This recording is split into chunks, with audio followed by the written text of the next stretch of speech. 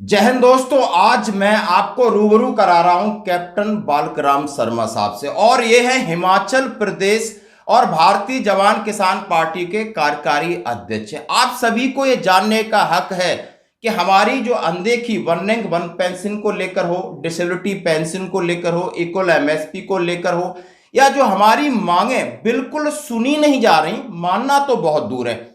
और इसी बेल्ट, ये बेल्ट है पूरी फौजियों की। जैसा हम जानते हैं हिमाचल प्रदेश और उत्तराखंड, जहां पर मैक्सिमम सर्विंग सोल्जर हैं, रिटायरीज हैं, विडोस हैं, उन्होंने देश के लिए कुर्बानी दी, वहां का ट्रेडिशन फौजी है। और बड़ी विडंबना यह है कि वहां से जो पीएमओ ऑफिस में बैठे हैं मंत्री अनुराग ठाकुर जी को फिजिकली उन्होंने 6 ज्ञापन दिए। अब मजबूरन उन्होंने भारतीय जवान किसान पार्टी के द्वारा ये अपनी बात पूरे सैनिक समाज हो या दूसरे समाज को किस तरह उन्होंने अपनी बात रखी है। आर्टिकल्स लिखते हैं, सेना के अंदर रहे, कैप्टन है, लेकिन जो उनकी प्रतिबद्धता है, जो उनका कमिटमेंट है, वो बहुत, जो अप्रोच है वो बहुत पॉजिटिव है दोस्तों। उनके आर्टिकल हमेशा मैं आपके साथ शेयर करता हूं, तो आज ऐसी शख्सियत को मैं आपके साथ रूबरू करा रहा हूं। और मैं कैप्टन बालकराम शर्मा साहब आपका धन्यवाद करता हूं कि आपने हमें वक्त दिया सर। थैंक यू, धन्यवाद, जय हिंद। सबसे पहले मेरा जो ये सवाल है कि आखिर हमें भारतीय जवान किसान पार्टी की जरूरत क्यों पड़ी? क्या आपने ओआरओपी 1 देख लिया, ओआरओपी 2 देख लिया, अब ओआरओपी 3 जो कि 1 जुलाई 2024 से प्रभावी है और उसका सर्कुलर 777 निकलेगा, और इससे पहले क्या आपकी व्यवस्था रही और क्या आप हिमाचल में इसके लिए करने जा रहे हो? क्या आप पूरे सैनिकों को, हिमाचल प्रदेश के और बाहरी सभी सैनिक जानना चाहते हैं कि आप इसके लिए क्या कर रहे हो और आपकी पार्टी किस तरीके से इसको आगे ले जा रही है सर? सबसे पहले तो मैं पूरे अपने सैनिकों, वीर सैनिकों, वीरांगनाओं और देशवासियों को जय हिंद, राम राम, सत श्री अकाल। मैं हिमाचल प्रदेश भूतपूर्व सैनिक कल्याण व विकास समिति अध्यक्ष और भारतीय जवान किसान पार्टी के कार्यकारी प्रदेश अध्यक्ष और राष्ट्रीय मीडिया प्रभारी वेटरन कैप्टन बालकराम शर्मा। आज मैं आपके साथ में लाइव रूबरू हुआ हूं, इसलिए मैं आप सबका आभारी हूं, क्योंकि आपने मुझे इस बात को रखने का मौका दिया। इसके लिए मैं आपका धन्यवाद करता हूं। जय हिंद। मैं जो आज हमारा उद्देश्य जो है यहाँ पे लाइव रूबरू होने का ये उद्देश्य है कि हम 1 रैंक 1 पेंशन के लिए हमारे देश के सैनिकों ने जो है 1 साल तकरीबन 3 महीने से ऊपर दिन हो चुके हैं। हमने दिल्ली जंतर मंतर पर धरना प्रदर्शन किया, रेवाड़ी रामलीला मैदान में भी किया, और एक दिन का सांकेतिक भूख हड़ताल भी किया। हर लेवल पर हमने ज्ञापन दिए, नेता हो, मंत्री हो, विधायक हो, सांसद हो। हालांकि हमारे जो लोकसभा सांसद जो है और केंद्रीय मंत्री अनुराग ठाकुर जी है, उनको 5 बार ज्ञापन दिए और मेल भी भेजे। और हमने राष्ट्रीय अध्यक्ष जो भारतीय जनता पार्टी के अध्यक्ष हैं, जेपी नड्डा सांसद हैं हमारे जो है, उनको भी ज्ञापन दिए, परंतु किसी प्रकार की सुनवाई नहीं हुई। हमारे ज्ञापन जो है एक रद्दी की टोकरी में चले गए। हमने जो है माननीय प्रधानमंत्री नरेंद्र मोदी जी के लिए, रक्षा मंत्री के लिए और राष्ट्रपति महामहिम द्रौपदी मुर्मू जी के लिए हमने ज्ञापन भेजे, परंतु हमारे ज्ञापनों का कोई संज्ञान नहीं लिया, कोई बात इतनी की, यहाँ तक कि बात करना भी मुनासिब नहीं समझी और नेशनल मीडिया को भी बंद करके रखा। तो आज देश का सैनिक जो है हताश और निराश है, बहुत ही नाराज है, क्योंकि देश के सैनिक ने अपना ये अपमान समझा है कि क्या हम इतने छोटे हो गए हैं कि हमारे साथ बातचीत करना भी मुनासिब नहीं है, जिसके कारण जो है देश के सैनिकों ने जो है ऐलान किया। कुछ सैनिकों ने, संगठनों ने मिलकर के आवाज दी कि अभी हमारे पास सारे रास्ते बंद हो चुके हैं। हमने संसद तक तो लड़ाई की थी, परंतु सरहद तक हम जो है लड़ाई लड़ते रहे, परंतु हमें संसद की लड़ाई नहीं लड़ी थी। तो आज हमें जो है संसद तक के लिए जाने के लिए जो मजबूर होना पड़ा, ये हमारी केंद्र सरकार की देन है। नहीं तो हमारा देश का सैनिक राजनीति की तरफ जो है रुख नहीं करता है, परंतु केंद्र सरकार जो है मजबूर किया, हमारी कोई मांग नहीं सुनी, चाहे वो 1 रैंक पेंशन की हो, डिसेबिलिटी भी हो, चाहे एमएसपी हो, कोई भी, या वीरांगनाओं की जो पेंशन है, विधवा पेंशन है, उसके बीच में किसी प्रकार का कोई संज्ञान नहीं लिया, ना कोई बढ़ोतरी की जो है। तो जो हमारी मांगे थी उसके प्रति जो है हमारे सैनिकों ने हमने जो है आवाज उठाई और मजबूर होकर उनको जो है एक नई राजनीतिक रास्ता अख्तियार करना पड़ा, जिसके लिए जो है देश के सैनिकों ने एक नई पार्टी को जन्म दिया। उसका नाम है भारतीय जवान किसान पार्टी। आज देश के बीच में जो है हमारे 150 कैंडिडेट जो है मैदान में उतर चुके हैं और हमारे हिमाचल के भी जो है 2 कैंडिडेट जो है मैदान में उतरे हुए हैं। और जगह से मैदान में उतरे थे, परंतु राजनीतिक दबाव के कारण जो है उन्होंने मैदान से इलेक्शन लड़ने से इनकार कर दिया। जैसा कि उन्होंने कहा है कि हमें विवश किया है, या तो उन्होंने हमारी उपेक्षा की है और यही सरकार हमारी सेना का नाम लेकर राजनीति कर रही है, सैनिकों का नाम लेकर राजनीति कर रही है। दुख इस बात का है कि हमारी मांगे मानी नहीं सुनी नहीं और रद्दी की टोकरी में डाला। जैसे उन्होंने फिजिकली मंत्रियों को जो ज्ञापन दिया है और बार बार वो चुनाव में दोबारा आ रहे हैं, उन्हें पता है यानी हमारी मांगों में दम नहीं है या सैनिकों की एकता में दम नहीं है। उन्होंने हमारे को कहीं ना कहीं असेस किया है, कहीं ना कहीं हमारी कमजोरी रही है और इसलिए हमें राजनीति की तरफ रुख करना पड़ा। और राजनीति की में हिमाचल में लगभग शायद 5 या 6 लोकसभा सीटें, उनमें से कह रहे हैं कि 2 कैंडिडेट हुए हैं। कहां से हुए हैं मैं आपको बताऊंगा, लेकिन साथ में इन्होंने ये कहा है कि कुछ कैंडिडेट फॉर्म नॉमिनेशन भरने के समय पर वो पीछे विड्रॉ कर लिया क्योंकि दबाव था या कहीं डर था। आखिर में कौन कौन सी 2 आपकी कंस्टिट्यूएंसी है जिसमें आपके कौन कौन उम्मीदवार हैं और उन्हें किस तरीके का जनसंपर्क कर रहे हो, किस तरीके का सर समर्थन मिल रहा है? जो है हमारे जो पहले प्रत्याशी हैं हमारे जो है हमीरपुर लोकसभा से जो है प्रत्याशी जो है सूबेदार मेजर कुलवंत पटियाल जी हैं और उन्होंने जो है नामांकन भर दिया है। और आगे आने वाले समय के बीच में जो है वो छोटी छोटी नुक्कड़ सभाएं करके लोगों के बीच में जनसंपर्क कर रहे हैं और उनको जो है जनता का, सैनिकों का और सैनिक परिवारों का, युवाओं का बहुत ज्यादा समर्थन मिल रहा है। लोगों के बीच में एहसास है कि सैनिक जो है आगे आए हैं, तो हमें बड़ी खुशी की बात है। जो हमारे देश के बीच में जो है लोकतंत्र की हत्या हो रही है, संविधान को मनमर्जी से बदला जा रहा है, उसके लिए जो है सैनिकों ने आगे कदम बढ़ाया। तो इसलिए जनता जो है हमें भरपूर सहयोग कर रही है और वो जनता के बीच में उत्साह है। दूसरी सीट हमारी जो है कांगड़ा चंबा के बीच में लोकसभा सीट है, उसमें वहां से विश्वजीत सिंह जो है वहां पे खड़े हुए हैं। तो ये जनता के बीच में और सैनिकों के बीच में बहुत उत्साह है।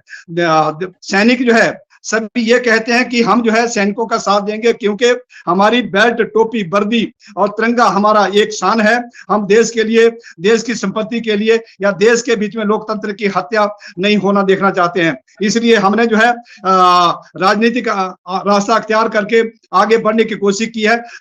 जैसा कि सर ने कहा कि हमने 2 कंस्टिट्यूएंसी से अपने उम्मीदवार घोषित किए हैं। कुलवंत पटियाल साहब हैं जो कैप्टन है, हमीरपुर से हैं, और दूसरे कांगड़ा चंपा से विश्वजीत सिंह। और नुक्कड़ सभाएं कर रहे हैं, लोगों को के साथ कनेक्ट होने की कोशिश कर रहे हैं। देखो सीधी सी बात है, आज जिस तरह चुनाव हो रहे हैं उतना पैसा हमारे पास नहीं है, उतना कम्युनिकेशन के लिए हमारे पास गाड़ी नहीं है, कोई बात नहीं, लेकिन ये जज्बा तो है और ये जज्बा जनसंपर्क करने के लिए हमें नुक्कड़ सभाएं किसी न किसी तरीके से समाज में अब बात हमने डालनी है। क्योंकि सरकार हमारी अनदेखी कर रही है, सरकार सुन नहीं रही है, हमें लोगों के बीच में उतरना पड़ा। और इसलिए भारतीय जवान किसान पार्टी, इसमें जो जवान हैं, चाहे वो रिटायरीज हैं या सर्विंग उनका परिवार है, और जो किसान हैं, मजदूर हैं और नौजवान हैं, ये बेरोजगार हैं, इनको सुशासन चाहिए, इनको रोजगार चाहिए, इनको न्याय चाहिए। जितने पैसे वाले हैं, बड़े इलिट फैमिली वाले, उनको कोई फर्क नहीं पड़ता है, जो शायद वोट भी नहीं अपना डालते होंगे, उनके लिए तो पूरे संसाधन है, कानून उनका है, सरकार उनकी, सत्ता है, व्यापार है, पैसा है, ब्लैकमेलिंग है, सब कुछ है।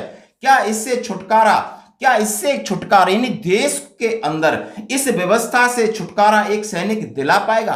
क्या आज हम इस बात को बहुत अंडर एस्टिमेट कर रहे होंगे? आप भी सुन रहे होंगे यार, छोटे मुंह बड़ी बात है, लेकिन नहीं, छोटे मुंह बड़ी बात नहीं है। यदि आप में क्रांति है, यदि आपके अंदर भूख है, यदि जज्बा है, तो समय लग सकता है, लेकिन मंजिल अपनी जगह से भाग नहीं सकती, मंजिल की तरफ आपको चलना पड़ेगा।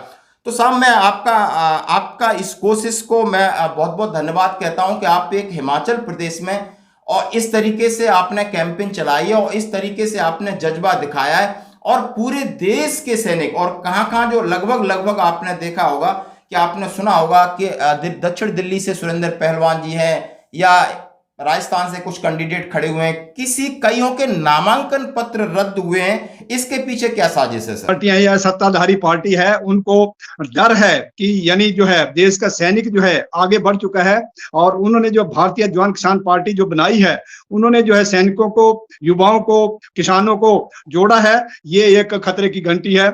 इसलिए जो है उन्होंने जो है हर लेवल में, हर दफ्तर के बीच में जो है अपना दबाव बना करके जो है जो नॉमिनेशन है उनको जो है रद्द करवाया जा रहा है, या तरह तरह की गलतियां निकाल करके, छोटी छोटी गलतियां निकाल करके, उनका टाइम को बर्बाद करके उनके जो नॉमिनेशन है उसको जो है लेट करवाया जा रहा है या रद्द किया जा रहा है। ये जो है राजनीतिक द्वेष है, और उनको डर है कि कहीं सैनिक आगे आगे जो है तो आगे आने वाले समय के बीच में हमारा क्या होगा जो है।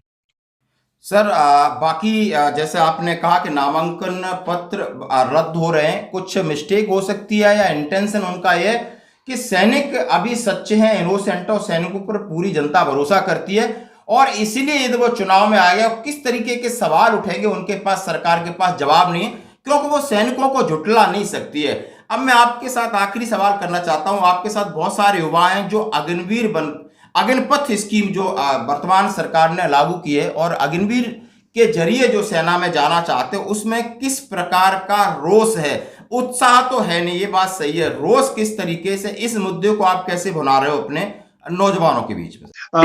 बेरोजगार है, रोजगार के लिए तरस रहा है, परंतु मजबूरी बस वो जो है सेना के बीच में जो अग्नि पथ योजना से अग्निवीर सैनिक बनाए जा रहे हैं, भर्ती किए जा रहे हैं, तो वो मजबूरी बस जा रहे हैं। परंतु जब वो सेना की कार्रवाई को देखते हैं, सेना की जो गतिविधियों को देखते हैं, उसके साथ जो है, उनके साथ जो है आने वाले भविष्य के बीच में जो है खिलवाड़ किया जा रहा है, युवाओं के साथ भविष्य में खिलवाड़ किया जा रहा है। जो 18 साल या 19 साल का लड़का जो है, युवा जवान जो है, वो अग्निवीर भर्ती होकर सेना में जाएगा और 4 साल के बाद रिटायर हो जाएगा, उसको 10 लाख या 15 लाख या 20 लाख रुपए मिल जाएगा। तो आगे भविष्य में वो क्या करेगा? पढ़ाई करेगा, शादी करेगा, कोर्स करेगा, डिग्री करेगा, कहां जाएगा, क्या करेगा जो है?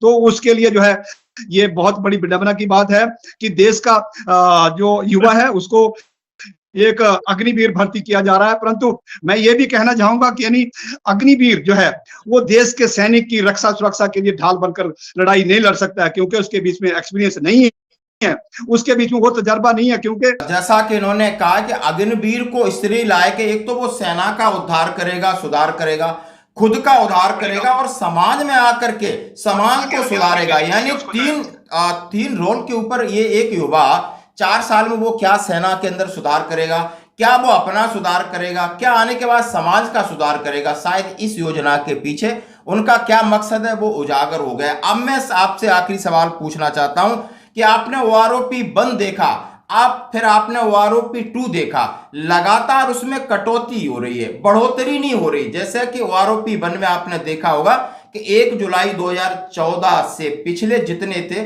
सबको, रिजर्विस्ट को छोड़कर बाकी सबको लगभग बराबर करने की कोशिश की गई थी।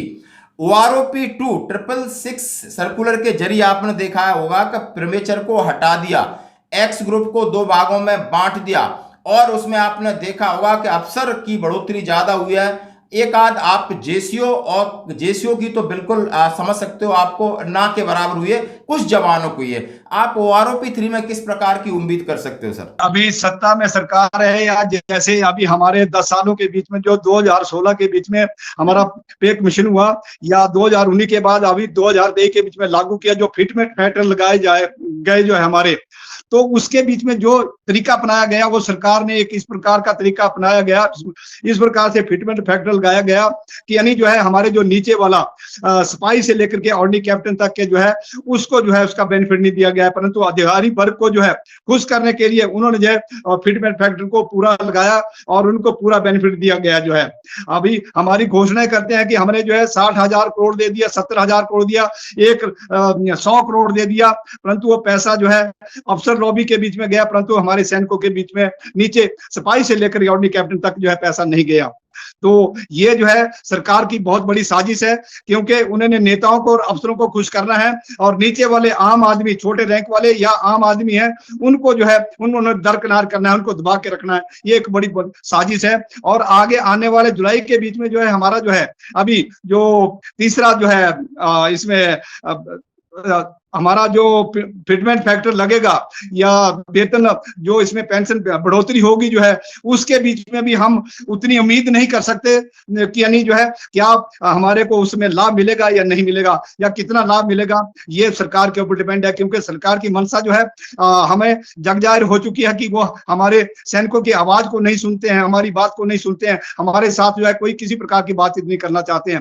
तो इसका मतलब जो है वो हमारे को नीचे रखना चाहते हैं, अपने दबाव में रखना चाहते हैं। ये एक बड़ी साजिश है, ये देश के सैनिकों के साथ बड़ा खिलवाड़ है और देश की रक्षा सुरक्षा से खिलवाड़ है। जय हिंद दोस्तों, जैसा कि आपने मैं कंक्लूड कर दूं कि आप ये सोच रहे होंगे कि ये बहुत बड़ी छोटी पहल है, या ये कहते ना कि ये लोग कुछ कर नहीं पाएंगे, ये बिल्कुल नहीं सोचना।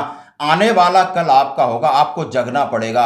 जैसे कि भारत के अंदर जितने भूतपूर्व सैनिक हैं, शायद 28 लाख 30 लाख जो भी आंकड़े हैं, ये तो लोग समझ गए कि वन रैंक वन पेंशन के नाम पर हमारे साथ खेल हुआ है। ये तो सब लोग समझ गए कि हमारे साथ जो सरकार और ब्यूरोक्रेट्स और सेना के अधिकारी जो अपर लेयर ने किस तरीके से खेल खेला है, जो कि ये मूलभूत जो उसका आधार था वन रैंक वन पेंशन का, उसको हटके उनको फायदा दिया गया है। और ये भी आपने देख लिया कि न तो हमारी सरकार बात आज सुन रही है, न हमारे अधिकारी हमारा साथ दे रहे हैं। आज हम बहुत सारा अपने आप को ठगा हुआ महसूस कर रहे हैं। अब इसमें ऑप्शन बचता है कि जब तक आप एकता नहीं करोगे, जब तक आप अपनी मांगों को लेकर एक क्यों नहीं हो सकते। हम एक सैनिक हैं, हमारा धर्म एक है, हमें किसी से कुछ नहीं चाहिए, अपने अधिकार के लिए हमें लड़ना पड़े। तो हम यहां से यही अपील करते हैं कि कोई भी आगे बढ़ रहा है तो आप उसकी टांग न खींचे, उसका जरूर साथ दें, जहां तक चले वहां तक उसका साथ दें। ये आपको आज नहीं तो कल करना पड़ेगा, नहीं आने वाली पीढ़ी आपको माफ नहीं करेगी। धन्यवाद साहब, आप हमारे साथ जुड़े, आपने अपना समय दिया। आपकी बात सब लोग सुने, समझें और चिंतन करें कि अब समय आपके पास ज्यादा नहीं है इस मुहिम को आगे बढ़ाने के लिए। धन्यवाद साहब।